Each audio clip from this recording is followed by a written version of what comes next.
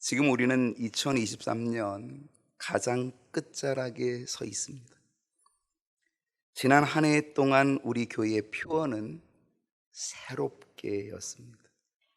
이제 이 표어가 이제는 조금 있으면 내리고 다른 표어가 나타나게 될 것인데, 2023년 새롭게의 주제의 성구가 시편 103편 5절이었습니다. 맨 위에 있는 거죠.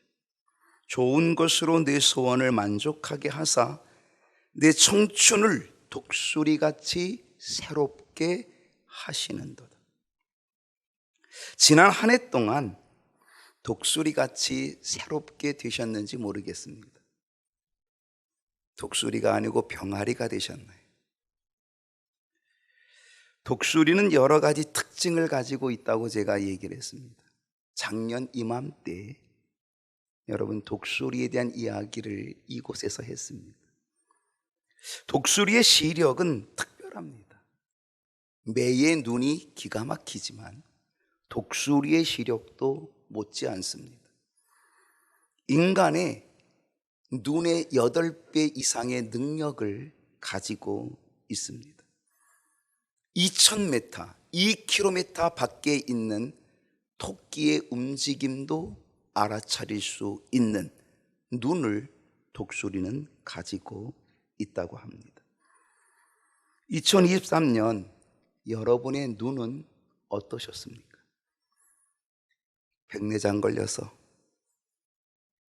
그래서 그거를 떼니까 어때요? 환하게 잘 보이더라, 그런 얘기를 합니다. 여러분, 마치 백내장을 수술해서 점차 뿌옇게 보이던 것이 잘 보이는 그러한 눈, 얼마나 좋은 눈입니까? 여러분, 2023년 한 해의 눈이 어땠는지, 여러분은 여러분의 눈, 특별히 영적인 눈, 영안은 어떠했는지, 하나님의 뜻을 감지할 수 있는 영적인 능력, 영안, 새롭게 되었는지 궁금합니다. 하나님의 말씀을 보는 영적인 안목이 더욱 새롭게 되었는지도 궁금합니다. 하나님의 뜻을 분별하는 영적인 눈이 더욱 활짝 열려서 더욱 새롭게 되었는지도 궁금합니다. 아무튼 독수리의 시력은 대단합니다. 우리의 영안도 새롭게 열려져야 될 것인데, 올 한 해 어떠셨는지 되돌아보면 좋겠습니다. 독수리의 발톱은 동물을 사냥하기에 아주 예리합니다.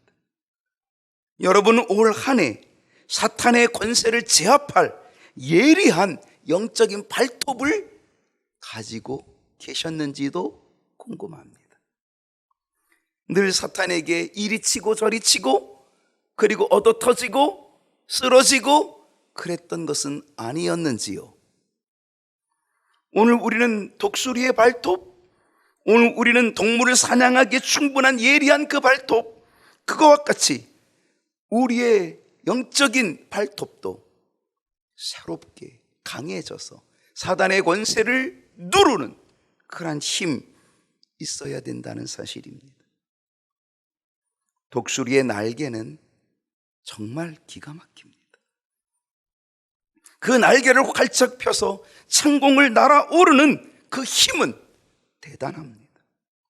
폭풍이 몰아치면 다른 모든 새들은 숨을 죽이고 숨어버리지만 독수리는 그 폭풍에 자신의 날개를 더 활짝 펼치고 그 바람을 이용하여서 더 높이 창공을 향하여 올라가는 새가 독수리라고 합니다. 그만큼 날아오르는 힘이 대단하다는 거죠. 올해 2023년 끝자락에 올 한 해 어떤 환난과 풍파가 여러분에게 있으셨습니까? 그 환난과 풍파로 혹시 주저앉아 버린 것은 아니었습니까? 아니면은 독수리처럼 그 풍파를 타고 내 믿음의 날개를 활짝 펼쳐서 새롭게 날아오르셨는지 그것도 궁금합니다.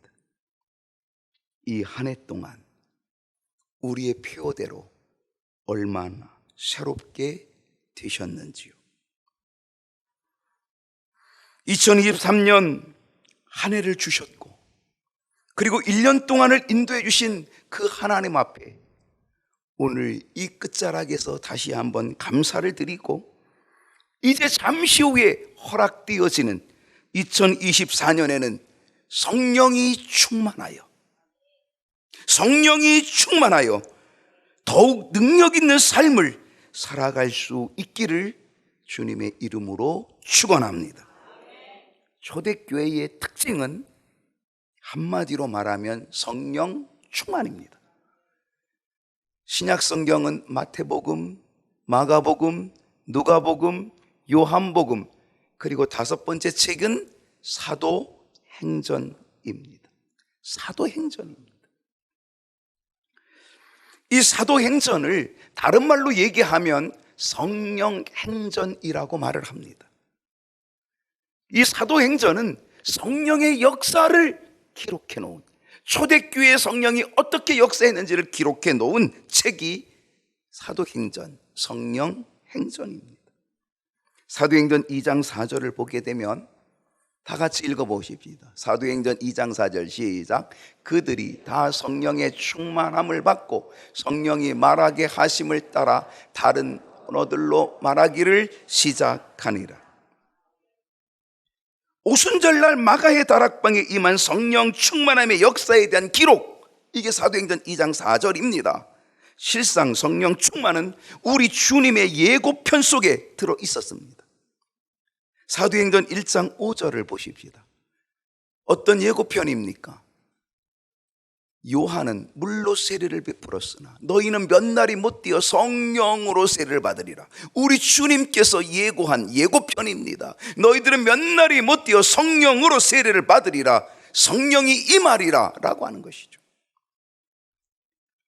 교회에 임한 성령 충만함의 역사는요, 놀랍게도 가정 속에도 임하였습니다. 교회에만 임한 것이 아니라 가정에도 임하였다는 사실입니다. 우리 교회에 성령 충만한 것뿐만 아니라 우리 가정 속에도 성령 충만한 역사가 나타나야 된다는 사실입니다.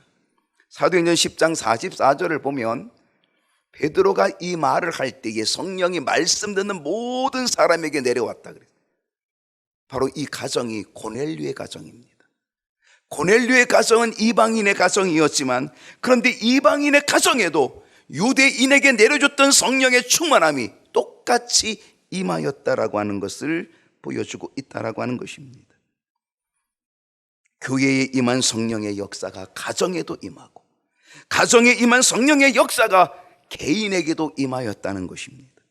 사도행전 9장 17절을 보게 되면 아나니아가 떠나 그 집에 들어가서 그에게 안수하여 이르되 형제 사울아, 주 곧 내가 오는 길에서 나타나셨던 예수께서 나를 보내어 너로 다시 보게 하시고, 그 다음에 뭐예요? 성령으로 충만하게 하신다. 할렐루야. 핍박자였던 사울이 예수님을 만나고 변화되었어.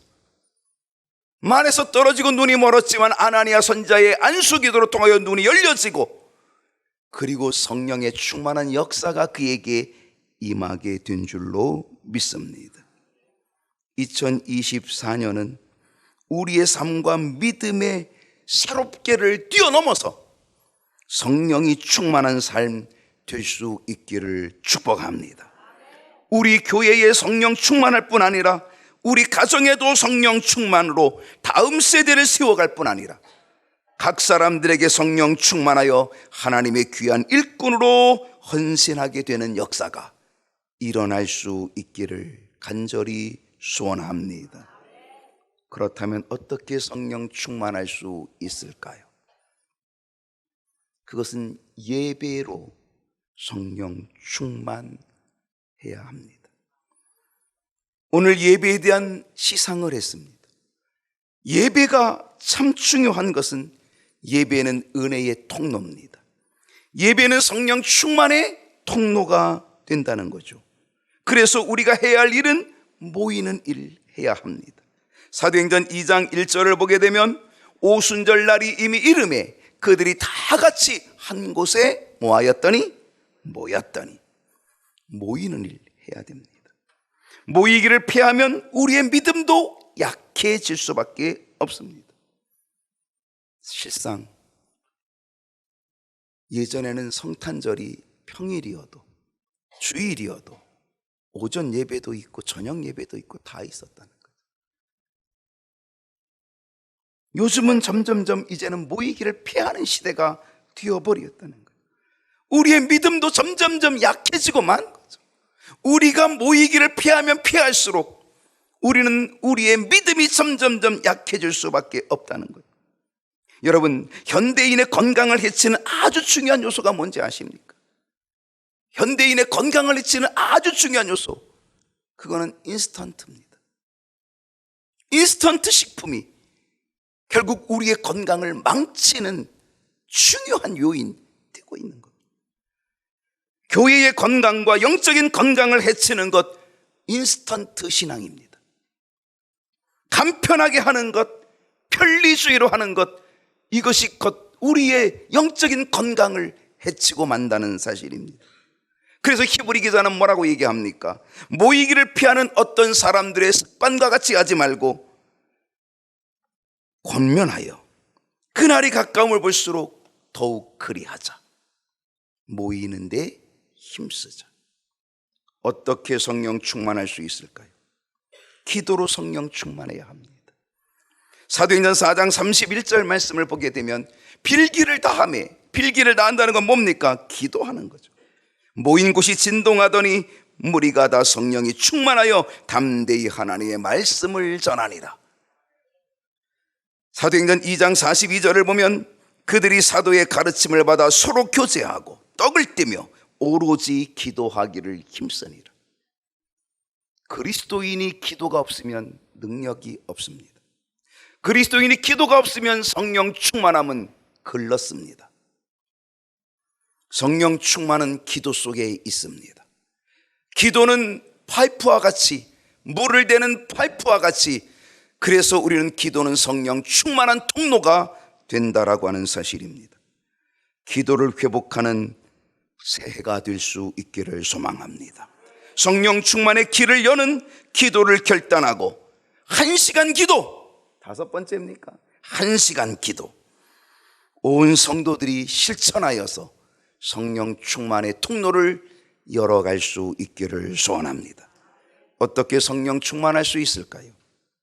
말씀으로 성령 충만해야 될 줄로 믿습니다.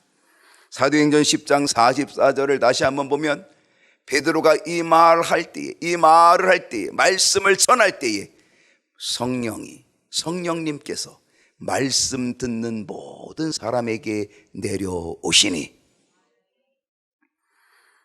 말씀은 성령이 내려오는 통로가 된다는 것입니다. 성령은 말씀을 통하여 우리에게 임하여 오신다는 사실을 보여줍니다. 그러므로 우리는 말씀을 들어야 합니다.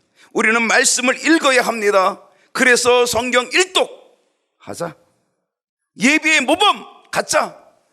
그래야지 그것이 성령의 은혜를 얻는 통로가 되기 때문에 그렇습니다. 예배보다 바쁜 것이 없고 예배보다 소중한 것이 없음을 우리는 깨달아야 될 것입니다. 우리는 말씀을 들어야 합니다. 읽어야 합니다. 그리고 암송해야 됩니다. 그리고 그 말씀을 묵상해야 합니다. 주야로 말씀을 묵상하는 그 사람이 복이 있다 그랬습니다. 복 있는 자라 그랬습니다. 교회의 부흥은 성령 충만함으로 됩니다. 심령의 부흥도 성령 충만함으로 될 줄로 믿습니다. 이제 곧 허락하실 2024년이 다가옵니다. 우리 모두 다 성령이 충만하여 하나님이 기뻐하시는, 그리고 세상을 이기는 능력의 그리스도인, 십자가 군병, 우리 모두 다 되어서 세상이 감당치 못하는 믿음의 용사, 우리 경희교회 모든 식구들 다 되시기를 주님의 이름으로 간절히 축원합니다.